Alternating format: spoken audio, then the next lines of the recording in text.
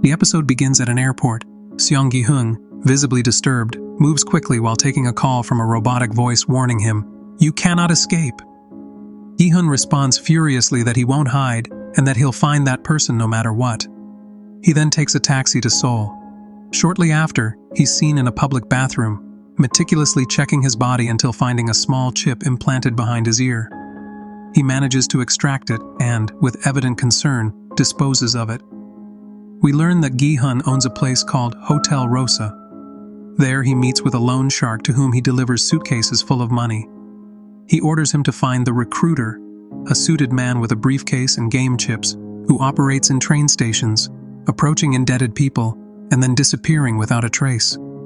The loan shark, motivated by the immense reward Gi-hun offers, deploys his men across various stations and public places to find this mysterious figure. Meanwhile, police officer Hwang Jun-ho, who woke up from a coma after the events of the first season, suffers constant nightmares about the front man.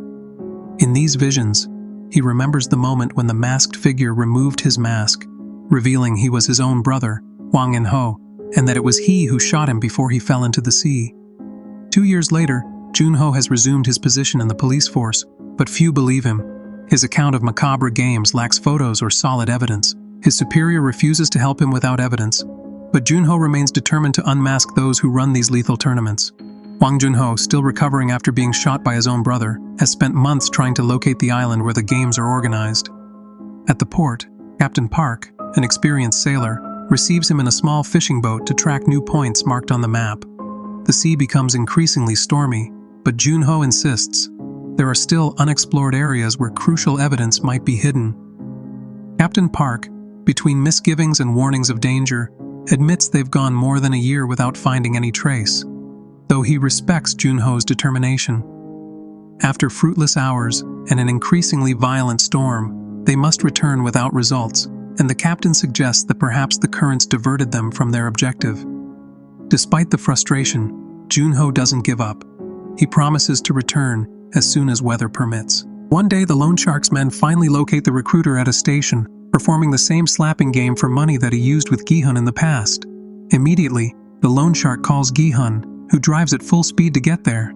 After exceeding the speed limit, Gi-hun is stopped by a patrol. Among the officers is, by chance, Jun-ho. When requesting his papers, Jun-ho notices Gi-hun's tension, as well as the large number of phones and tablets he carries. His suspicions are aroused, and he decides to investigate on his own, even without knowing what role this man plays in the conspiracy he's pursuing. After evading the police, Gi-hun heads to the station, but the loan shark, impatient, decides to act on his own. He and one of his thugs follow the recruiter to an alley intending to catch him.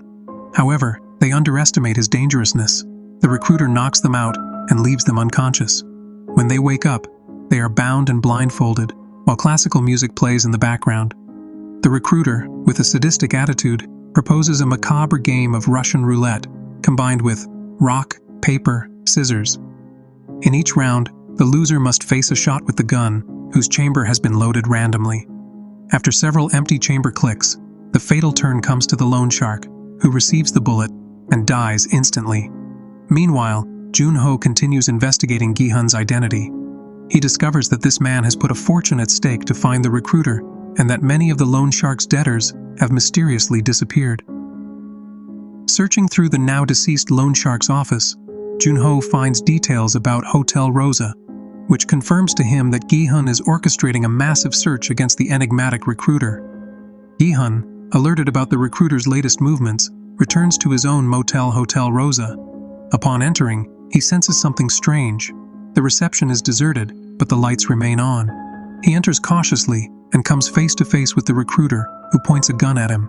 The recruiter mentions that Gi-hun should have boarded that plane, as seen at the end of the first season, instead of seeking revenge. Gi-hun demands to know the mastermind behind the games, accusing him of recruiting helpless people with false promises. The recruiter simply challenges him to a Russian roulette duel. The gun holds a single bullet in one of its 6 chambers. Each must shoot themselves in turns. After several shots that don't hit the loaded chamber, the definitive round arrives.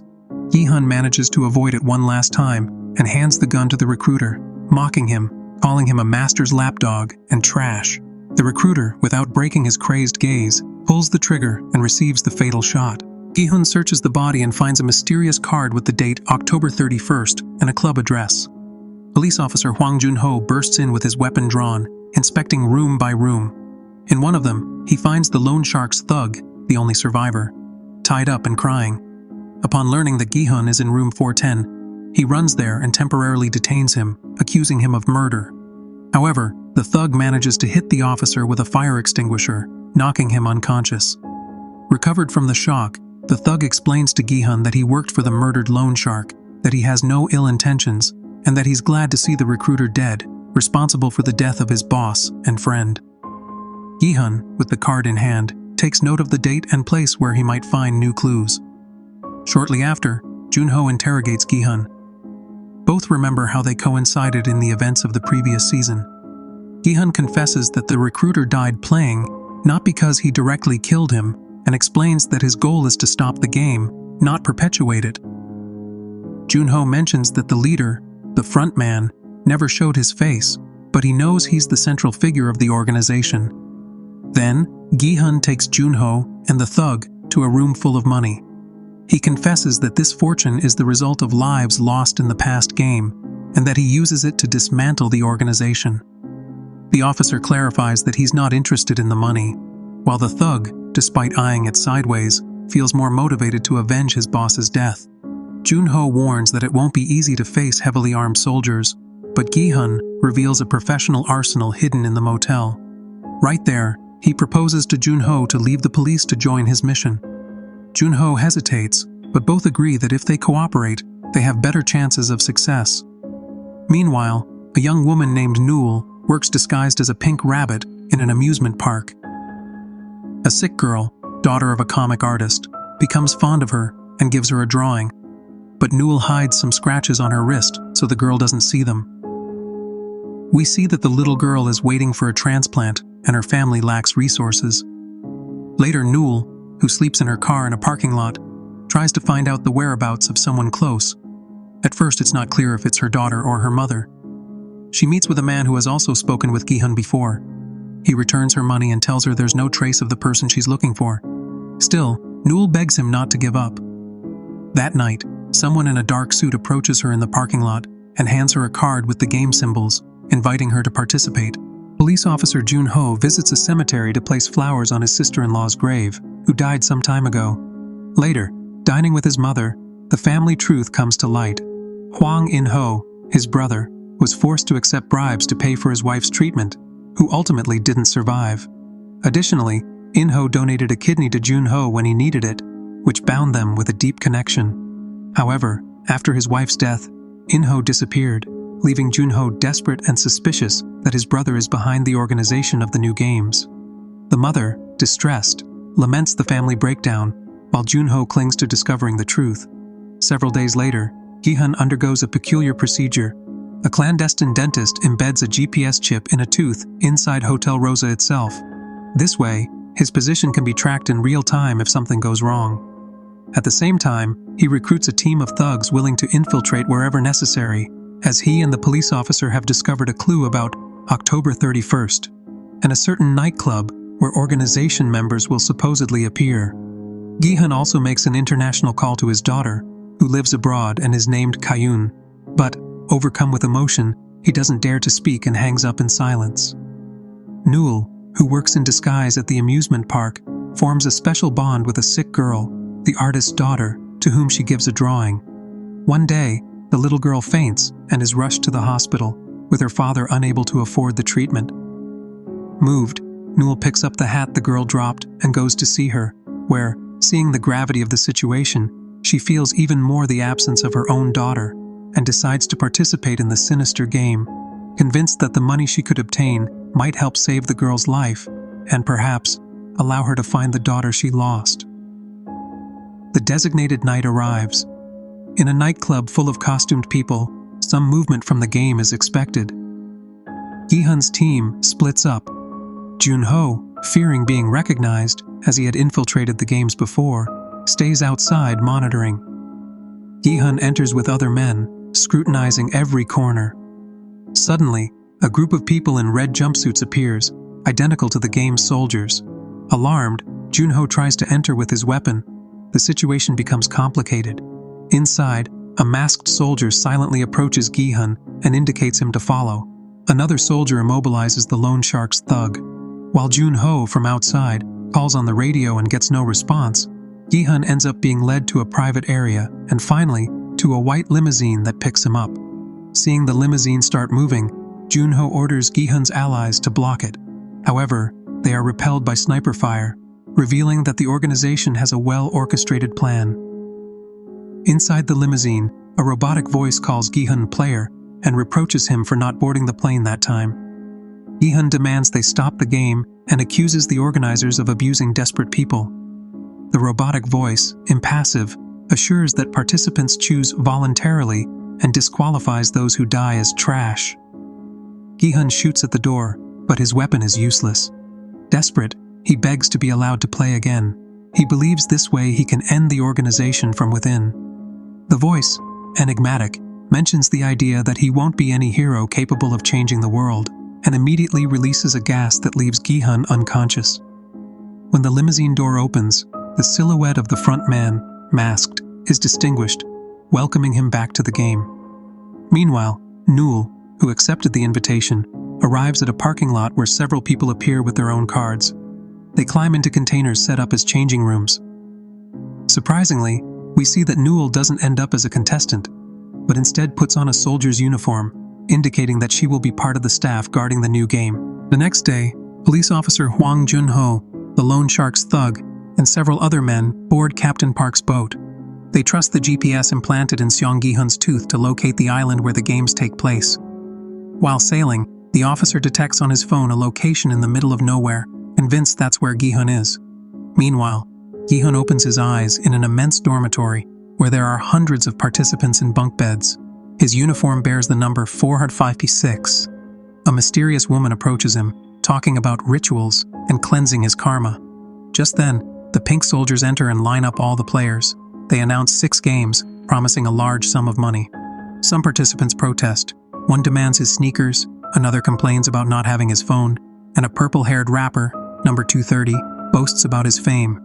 The cryptocurrency scammer, number 333, the conceited girl, number 196, and several others are also there, each with pending debts or crimes. The soldiers emphasize that everyone has come voluntarily and offer the possibility to leave if they wish, but no one withdraws. Next, they distribute a contract that everyone must sign to participate. The soldier warns that whoever refuses is out. Friction occurs. Number 230, purple hair, and his friend number 124 threatens scammer number 333, blaming him for ruining their lives. Meanwhile, another character, Jin Young, from what little is known, studies the rules carefully but ends up signing as well. Back on the boat, Captain Park and Junho talk. This time, they don't plan to fail. They use a drone to fly over the island that appears in the GPS signal.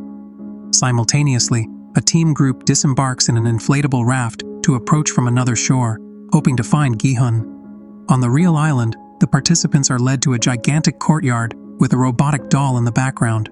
Gi-hun, very nervous, recognizes the deadly game from the previous season. While the game unfolds, Junho and his team realize that the island they're exploring isn't the correct one. A local fisherman reveals that someone paid him to take the supposed GPS tooth to that location, diverting them from their route. They discover, with frustration, that they've fallen into a trap set by the organization, which has removed the chip from Gi-hun's mouth and used it to deceive them. With the storm approaching, the captain warns that they must return without having found the real whereabouts of the games. He tries to warn everyone that if they move after red light, they'll die when detected by the doll's sensors. Most think he's delirious, until a player, the conceited girl, number 196, laughs from a wasp sting and receives a lethal shot. Panic spreads. Many run and fall under bullets. Gi-hun shouts for them to stay still, but the initial chaos causes dozens of deaths. Still, some players react and begin to advance during the green light intervals. The purple-haired rapper, number 230, pushes anyone who crosses his path, showing his ruthless character. Gi-hun, moved, helps an injured participant by trying to drag him to the finish line. Although he manages to cross the line, the injured companion doesn't survive. Here we see it was Naol, in her role as a lethal and ruthless sniper. The final count yields a devastating result. 91 people die, and 365 manage to pass the test. The survivors return to the large bunk room, exhausted and in shock. Gi-hun receives complaints. Some suspect he knew too much, but don't understand why he's here again if he supposedly had won before. The soldiers announce there are 365 survivors and 91 eliminated. A wave of pleas breaks out for them to end this hell and let them leave. Gi-hun invokes clause number 3 of the contract, which allows the game to be terminated if the majority so decides. Before voting, the soldiers show the famous transparent piggy bank that descends over the room and begins to fill with stacks of bills. The initial count is 9,100 million. The sound of money hypnotizes many who had been about to give up. The voting begins, and players pass one by one. Some, dead scared, vote not to continue, while others, blinded by the possible fortune, choose continue. Gi-hun votes no. The rapper, 230, eager for power and money, votes yes. As it progresses, the voting becomes very close, with an almost total tie. When tension reaches its climax, the last to vote is player 001, who turns out to be someone of enormous importance. As he places his hand on the button, he smiles and presses yes. With this, the balance tips in favor of continuing the game. Upon raising his gaze, we discover that he is actually the masked leader. That is, the police officer's missing brother. Seong Gi-hun and his companion talk while eating in the Great Hall, surrounded by coffins that soldiers prepare with ribbons. The atmosphere is tense, but some contestants try to maintain a moment of calm. Suddenly the leader, the man with the black mask previously identified as number 001, approaches and talks with Gi-hun while other participants observe them. The topic of Dalgona cookies from the previous season comes up when someone mentions that the second game might be about cutting shapes from melted sugar. Some ask which shape is the easiest and which is the hardest, remembering that the umbrella shape carried an enormous risk. Gi-hun suggests he would like to share this information with everyone so they don't die, but the leader seems to have other ideas in mind. Not everyone wants the entire group to pass the test, as this would reduce the money accumulation in the large piggy bank. The participant with glasses and curly hair, identified as number 388, approaches looking for his mother, who is feeding a pregnant contestant with number 222. Several contestants discuss their situation, and the group consisting of the cryptocurrency scammer and the purple-haired rapper, number 230, appears along with his friend number 124. The rapper confronts the scammer about losing a lot of money due to his digital currency, and a fight breaks out. Some intervene timidly, while leader 001 makes his way through, stops the fighting, and ends up dominating the rapper with an impressive show of strength. When he leaves him on the ground, most applaud, relieved that the situation isn't getting worse. Meanwhile, in another section of the place, the soldiers return to their lockers. Newell is seen cleaning her face and leaving in apparent hurry. When the scene returns to the bunk area, the large piggy bank full of bills continues sparkling above. Many participants are restless and cannot sleep. Gi-hun can't sleep either. The leader approaches him and they talk about guilt, past deaths, and the need for money for loved ones. At this point, the narrative shows an abrupt change to a sinister room where a group of soldiers manipulates recent corpses, as if trying to extract something from them. It's suggested that some contestants didn't die immediately, but were finished off to prevent them from staying alive. In parallel, a soldier in black uniform communicates through a walkie-talkie, and then reprimands Newell, giving her strict orders. It seems clear that this black uniformed soldier is an important commander, different from leader 001, who is inside the game. He refers to an organ trafficking operation, a practice he justifies by saying that the participants' bodies, sooner or later, were going to perish. He speaks nostalgically about how he recruited who is now there as a soldier, reminding them that, initially, their work supposedly consisted of ending the suffering of hopeless people. The black soldier regrets that some mercy shots have spoiled organs they plan to sell, and also maintains that no one in the organization will find out about these dealings because, on another occasion, an internal doctor gave clues to a participant and they were almost discovered. But this time they hired an outside doctor to leave no loose ends. The subordinate doesn't seem satisfied, as they believe their mission would be different and feels betrayed. Tension grows when they discuss the morality of using the organs of the recently deceased. Finally, the black soldier demands obedience, but the other leaves, reluctant to continue with this practice. The police officer enters the station, where his superior scolds him and calls him stubborn for insisting on going after that supposed game island. Unable to show conclusive evidence, the officer is on the verge of definitively losing his position. Later, while driving, he contacts the loan shark's thug and the captain to organize 2 search teams as soon as the weather improves. They meet in a venue where the captain explains that he trusts his experience at sea and promises to sail with them the next day. The officer and the thug insist they cannot delay because each passing day puts the participants, including Seong Gi-hun, in danger. The captain observes the men the thug has recruited. They're tough guys, ready to fight if necessary. Finally, they agree that at dawn they'll divide the group into 2 vessels to track different areas. Meanwhile, in the game compound, Seong Gi-hun has a nightmare in which he remembers the Dalgona cookie game, but upon waking discovers that the upcoming test is completely different. The next competition approaches, and the pregnant contestant with number 222 exchanges words with the cryptocurrency scammer. Other characters, like the purple-haired rapper, number 230, and his friend number 124, prepare themselves with nerve pills. There are many crossed conversations. The mother with the curly-haired, glasses-wearing son, she's an elderly lady with unknown number, he's 007. The mysterious girl who dresses peculiarly, the supposed wizard or spiritualist. Everyone tries to guess what the second test will consist of, while soldiers give vague instructions. When the moment arrives, the robotic voice announces a game for teams of 5 people, with legs tied 2 by 2 to advance in a 6-legs style. They must overcome 5 mini-challenges inspired by Korean children's games. For example, flipping takji, throwing stones in a hopscotch-like game, playing gongi, spinning a top, and kicking the jegi. Each team has 5 minutes to complete all tests in a multicolored circuit. If they fail at any stage or time runs out, they're eliminated. Groups form frantically. Some compete to recruit strong or skilled people. Others discard those who seem weak or pregnant. Gi-hun gathers a small team that trusts him for having played before, although he doesn't actually know this modality. Tension escalates when several lose time or fail the tests. Certain teams begin to suffer immediate executions.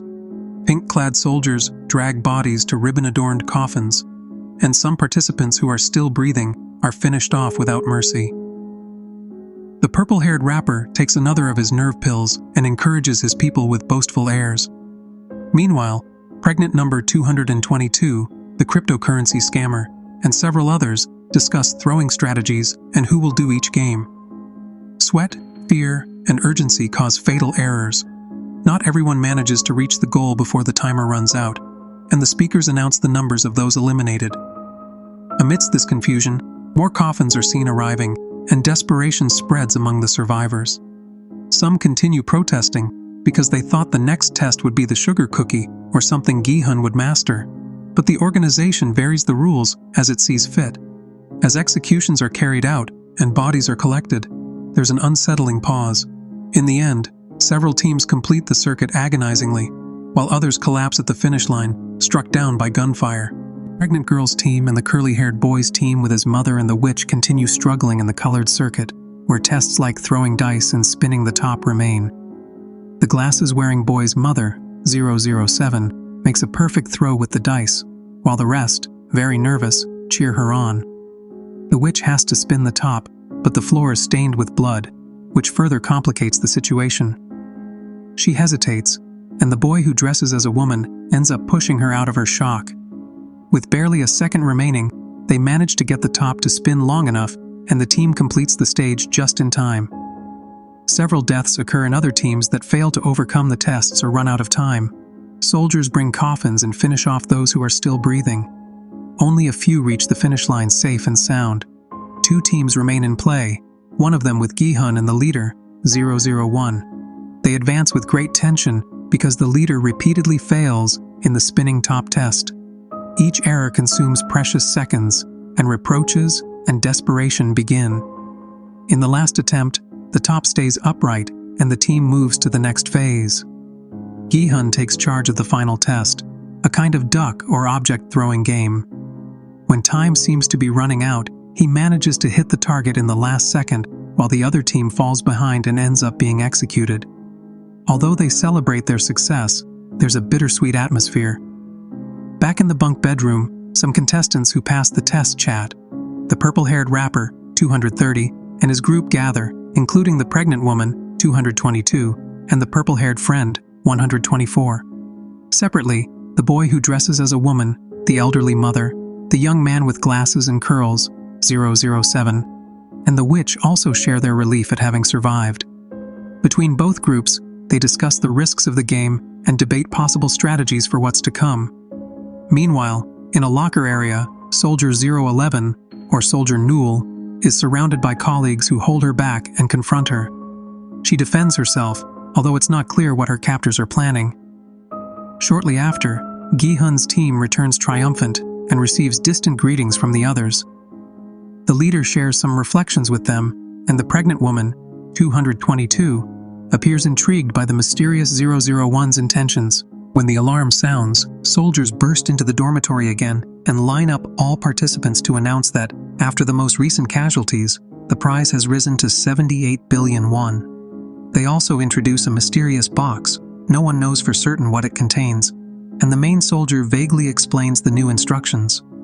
Some contestants appear euphoric upon hearing the accumulated amount. Others discuss whether to continue playing or leave, as deaths and psychological pressure have been increasing. The curly-haired boy's mother, the elderly lady, along with the pregnant woman and the young man who dresses as a woman, talk about what they could do if they abandoned the game. They see the enormous piggy bank full of bills and debate whether it's worth continuing, while in another group, Seong Gi-hun and the leader, 001, exchange views with their people. A vote begins to decide whether the game continues or not. Each player must press a button reflecting their stance. Nervousness erupts when, within the same teams, there are those who wish to leave and those who want to risk more for money. Some participants argue heatedly.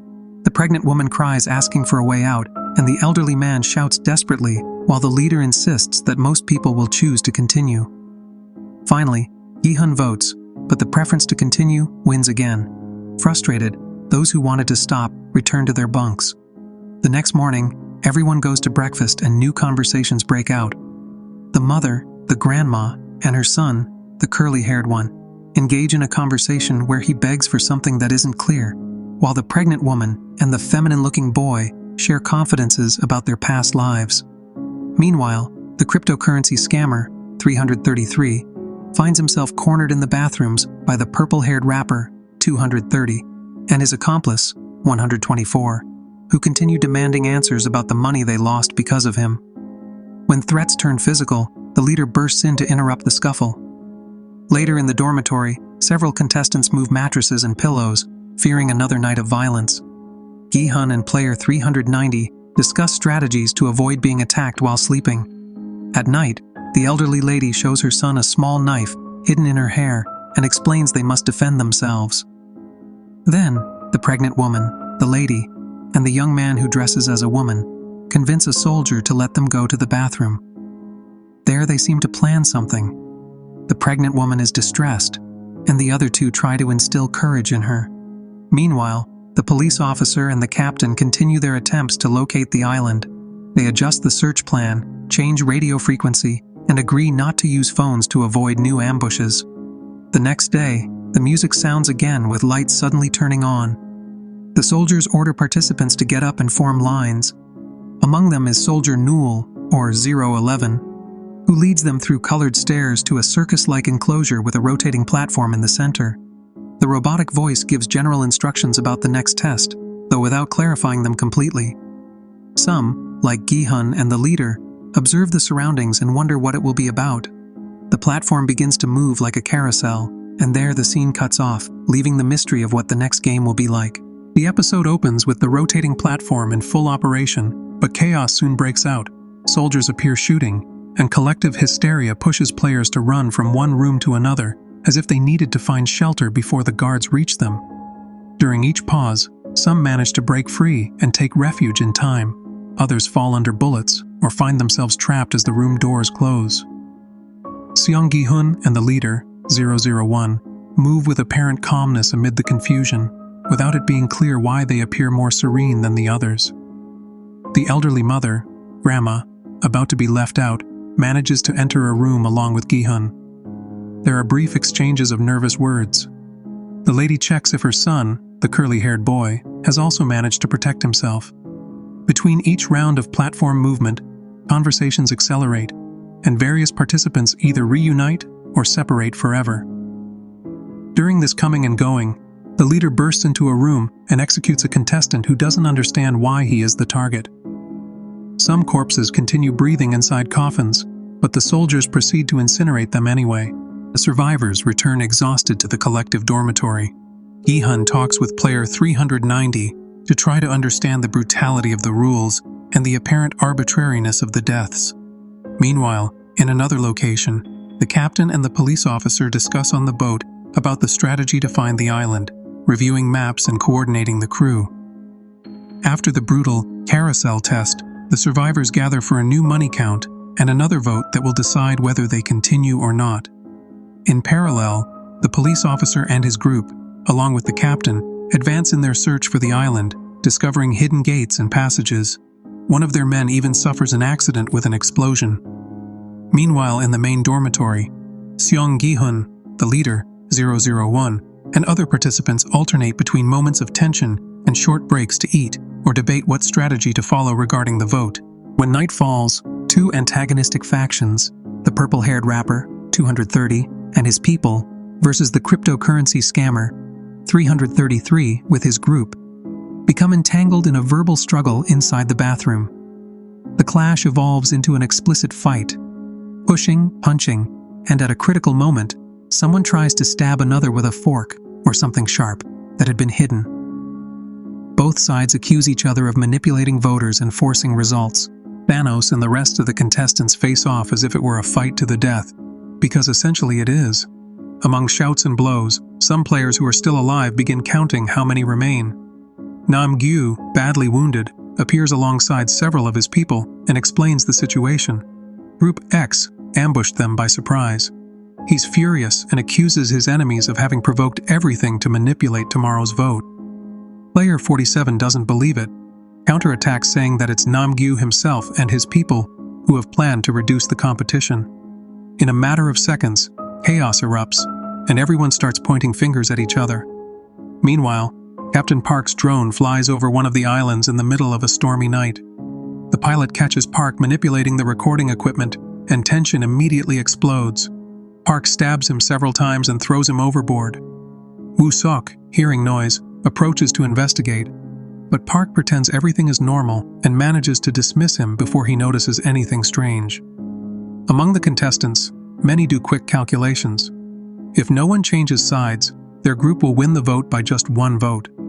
They feel optimistic, believing they will finally get out of this nightmare. Through the speakers, the official voice warns them that in 30 minutes the lights will go out. The plan is clear. No one will betray their faction, and everyone will vote first thing. At that moment, game employees receive orders through the speakers. The special game is about to begin, and they must go to their posts. Workers are seen leaving the rooms and taking formation in different corners of the complex. As players prepare for the night, Gi-hun's team outlines their strategy. They suspect the opposing side will try to attack while they sleep to alter the voting. Some propose striking first, but Gi-hun refuses. He explains that joining the killing only benefits those at the top, the ones pulling the strings of the show. Instead, he proposes attacking the control room during the disorder. They'll wait for a new fight to break out and, amid the confusion, they'll sneak in and surprise the guards. The blackout comes, and Gi-hun's team follows the instructions. They hide under the bunks, in silence. Outside, chaos breaks out, with rival factions hunting each other. There's a real bloodbath. According to Gi-hun's plan, they don't intervene. If they took part, they could lose valuable allies and risk their plan. Besides, Gi-hun trusts that the guards won't let the number of contestants reduce too much. Finally, the soldiers burst in to stop the massacre and check who's still alive. The moment Gi-hun was waiting for arrives, they play dead, and when the guards lower their guard, his team attacks them and seizes some weapons. Other contestants also manage to escape in the midst of chaos, but Gi-hun manages to hold a guard and forces him to guide them to the control room. At this point, Gi-hun and his people rebel completely. They shoot at the cameras and the masked officer orders all units to concentrate. Sirens sound and the guards prepare, but the players don't waste time. They collect weapons and ammunition from the fallen soldiers. Gi-hun encourages other companions to join, especially those who know how to handle weapons. Several join in, including a former Special Forces sergeant who gives brief instructions on using machine guns. Thus, Gi-hun, Jung-bae, Young-il, Hyun-ju, Dae-ho, and others climb the stairs guided by the guard they've captured. A shootout occurs where they take down groups of soldiers. The masked officer, from his post, orders blocking the advance toward the control area. Gi-hun devises a trick. He puts on the guard's mask and manages to enter the command room, while Young-bae accompanies him. Young-il stays behind to hold off the soldiers and buy time. Gi-hun uses the radio to request reinforcements and ammunition, and Young-il sends 2 players to support him while Hyun-ju looks for more bullets. Dae-ho offers help but loses courage and doesn't return. When Young-il and his small group reach Gi-hun and Jung-bae, they discover that the control room is heavily protected. Gi-hun proposes finding an alternative entrance, and Young-il claims to know a back way.